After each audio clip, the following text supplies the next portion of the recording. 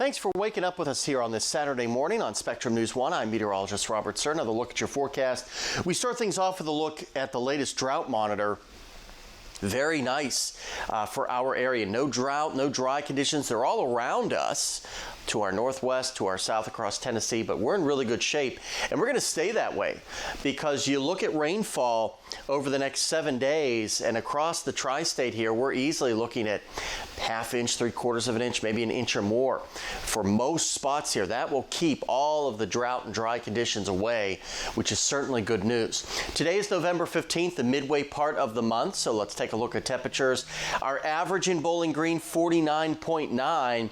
That's just about a degree or so below normal. We're going to continue to eat away at this with how warm it's going to be today, and the next 6 to 10 days look very, very mild. In fact, the strongest confidence of above average temperatures is across the tri-state here. So yeah, this takes us out pretty close to Thanksgiving.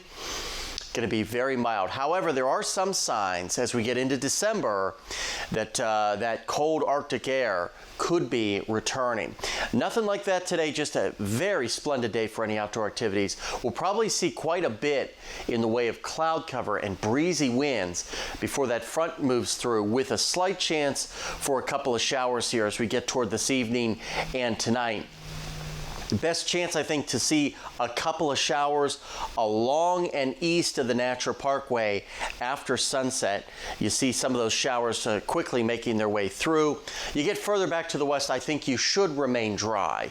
We'll see how much zest this front has as it comes through, but everybody will be noticeably cooler for the day on Sunday. So little in the way of sunshine is what it's looking like right now.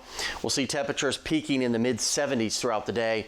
Not the best day for outdoor activities or chores like raking the leaves, things like that, because Mother Nature's going to have her own leaf blower going. Upper 40s, lower 50s by the time we get to our Sunday morning. And as I said, remember, average is 60. We'll be right there on Sunday and pretty close on Monday as well. Another system rolls in here on Tuesday.